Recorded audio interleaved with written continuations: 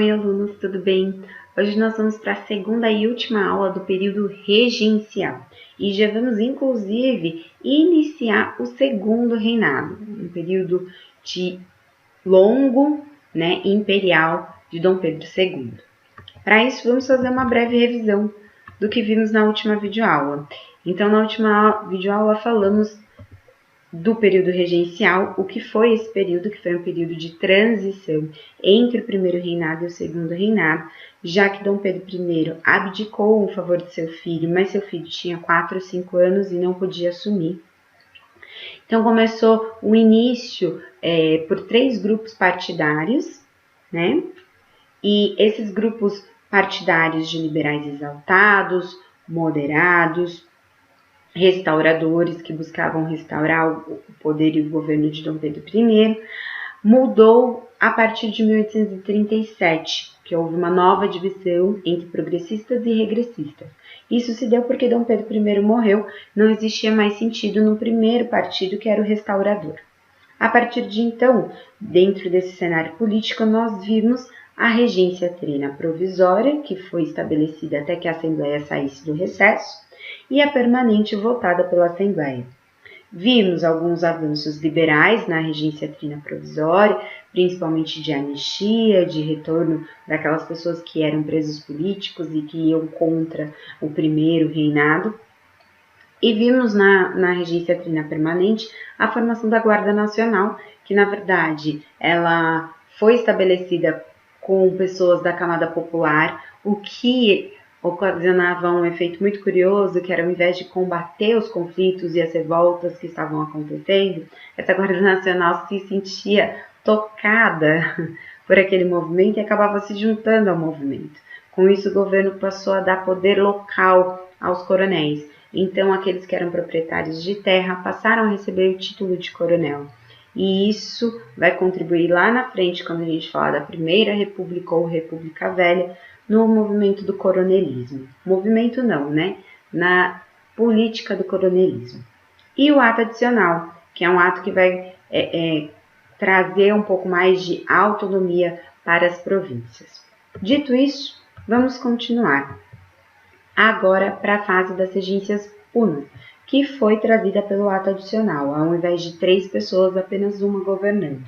O primeiro deles foi o Feijó, o padre Diogo Antônio Feijó, um progressista. Então, quando a gente fala de progressista, a gente pensa em progresso, pensa de uma liberdade, liberalização maior, né? Então, um caminho de sair um pouco da centralização do poder e caminhar para a maior autonomia das províncias.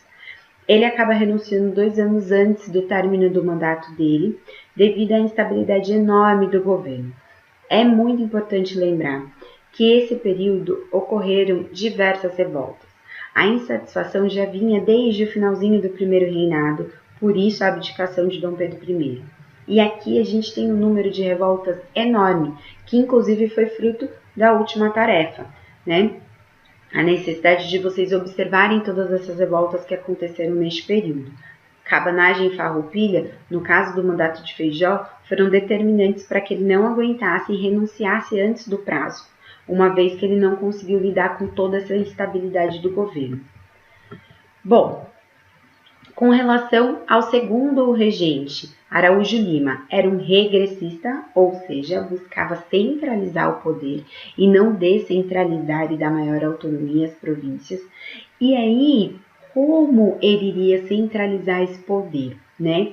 Primeiro, combatendo com violência e repressão as revoltas deste período, as diversas revoltas deste período. Segundo, ele criou uma lei interpretativa do ato adicional. Então, como ele não podia retirar o ato adicional inteiramente da parada, ele foi lá e interpretou de forma diferente aquele mesmo ato. Então, ele começou a interpretar de forma diferente, reduzindo a autonomia das províncias, que era a principal base do ato adicional.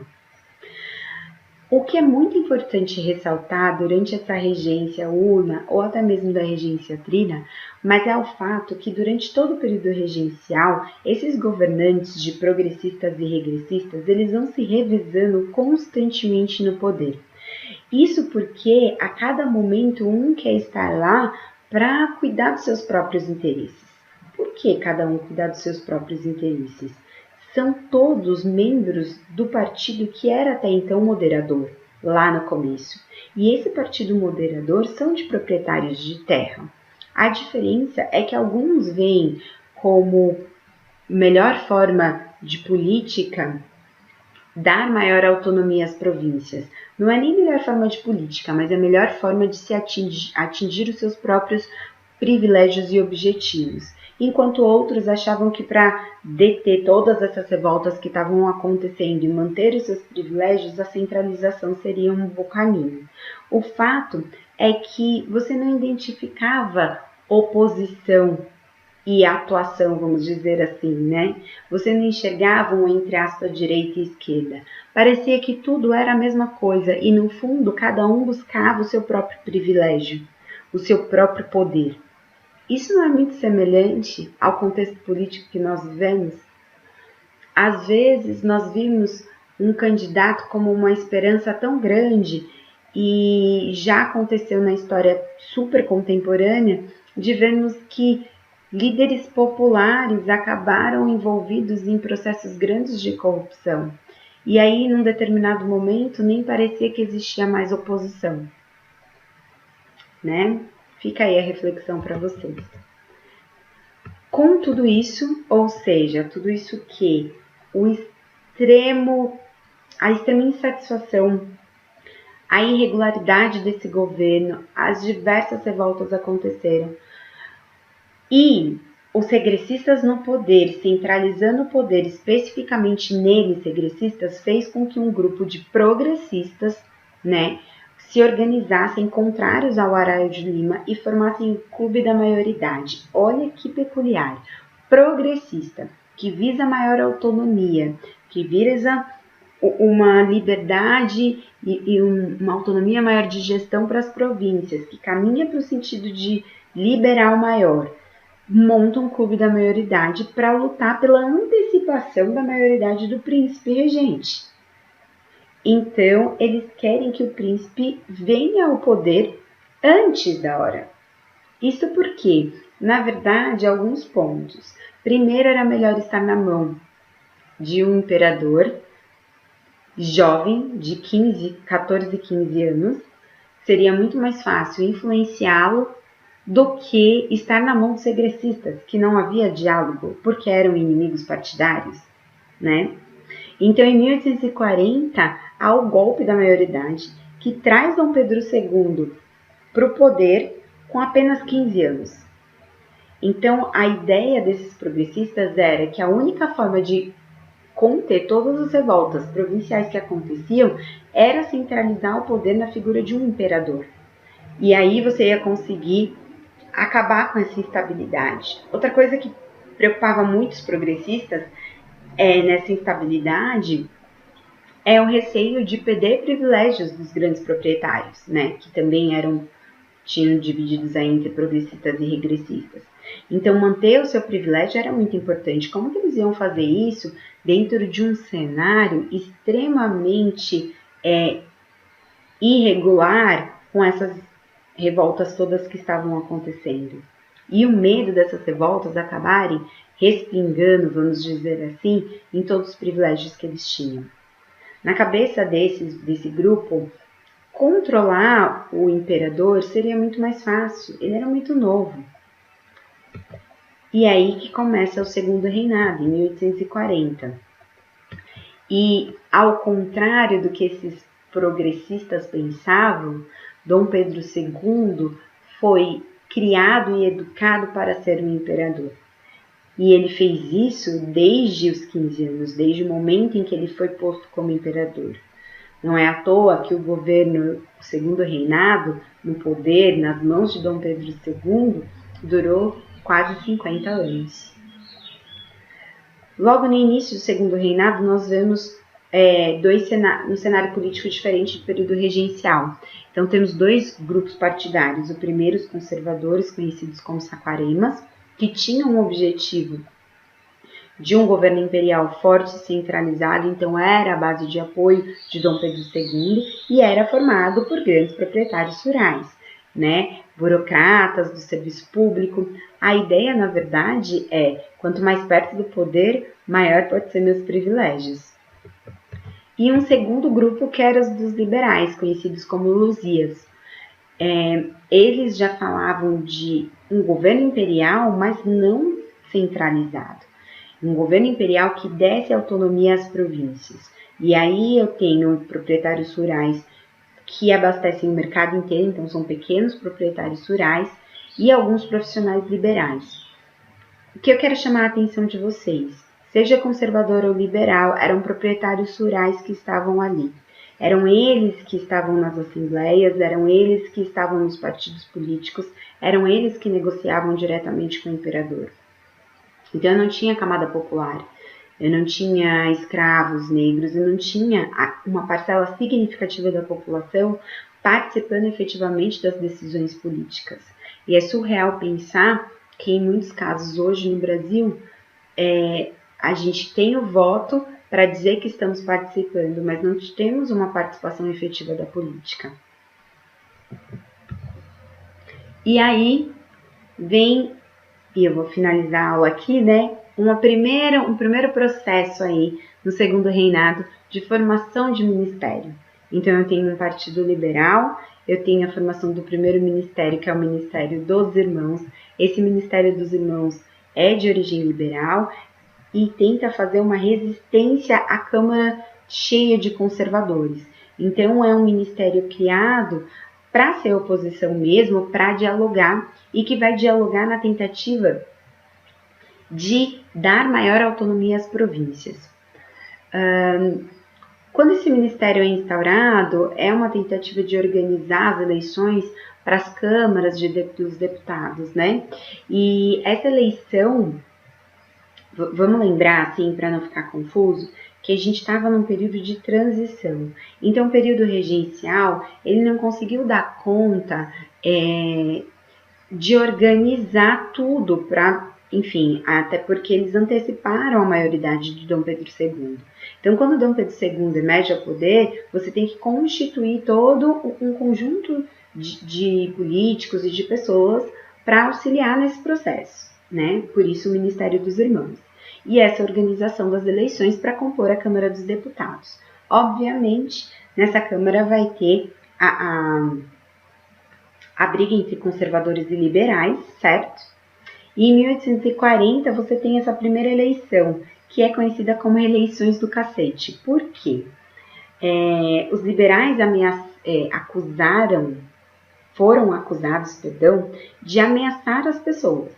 Então, diziam que como o voto era aberto e tinha uma série de restrições de quem votaria, então era um nicho, um grupo muito pequeno de pessoas que votavam de forma aberta e não secreta, então você conseguia identificar quem eram as pessoas e com isso controlar como essas pessoas iam votar.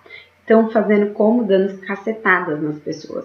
Então, se você não votar em tal fulano que eu tô te dizendo, você vai apanhar. Então, eleições do cacete. Outra coisa que os liberais foram acusados era de que eles trocavam as urnas, né, por votos falsos que tinham mais votos, enfim, no caso para os liberais.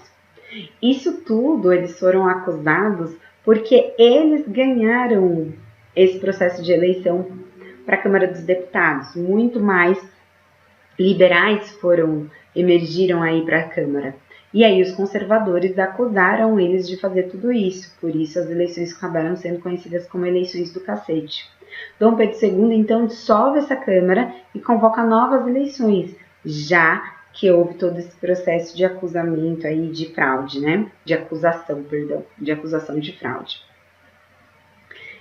Em 1842, com essa decisão de Dom Pedro II, os liberais se revoltam, né? Eles ficam extremamente satisfeitos pelo fato de Dom Pedro II ceder a essa pressão dos conservadores.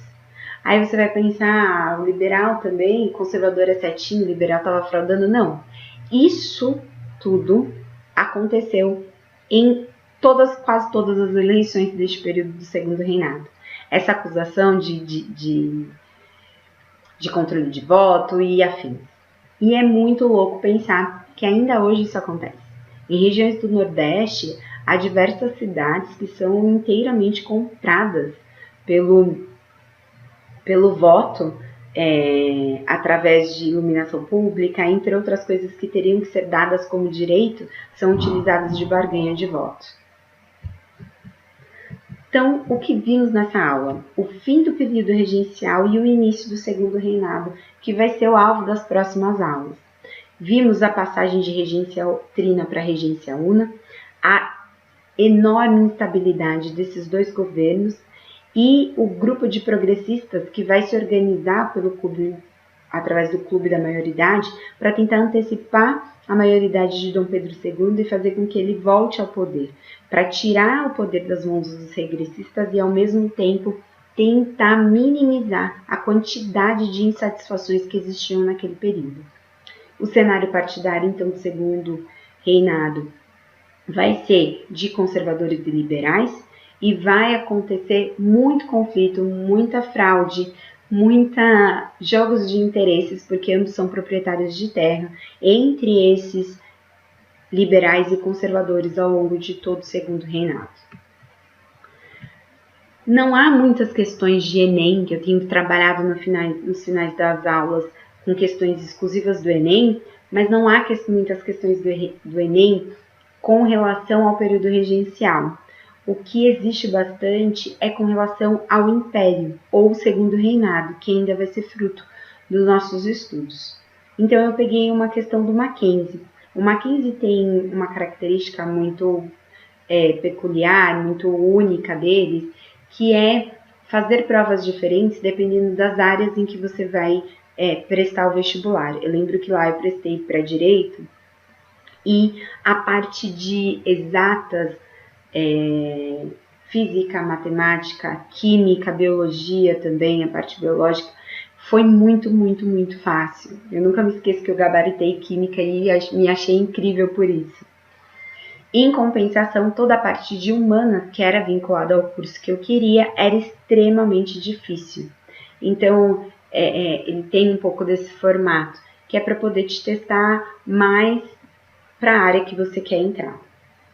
Então vamos lá. O golpe da maioridade que colocou Pedro II no trono em 1840 representou a vitória dos liberais, que retornaram ao governo convidados para formar o primeiro ministério do segundo reinado, a ascensão dos conservadores, afastados do poder desde o avanço liberal, o enfraquecimento do regime monárquico e o crescimento do republicanismo, o declínio da aristocracia rural, já que o novo governo não apoiava a manutenção de seus privilégios, e o fortalecimento da democracia, fato comprovado na primeira eleição do segundo reinado, a eleição do cacete. Vamos de baixo para cima.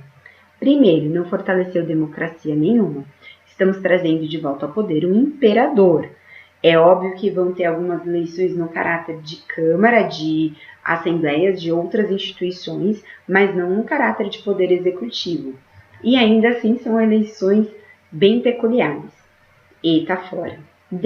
Declínio da aristocracia? Não, tanto liberais como conservadores são membros da propriedade rural, são donos de terra e fazem isso dentro desse cenário político, têm essa participação para manter os seus privilégios. Então a D está errada. C. Enfraquecimento do regime monárquico? Não, fortalecimento. Eu estou falando de um imperador novamente. Crescimento do republicanismo seria se eu tivesse um processo de república, democracia, eleição de representantes. C, errada. D, a ascensão dos conservadores afastados do poder desde o avanço liberal. Não, lembra que eu disse no processo dessa aula que progressistas e regressistas se revezam constantemente no poder?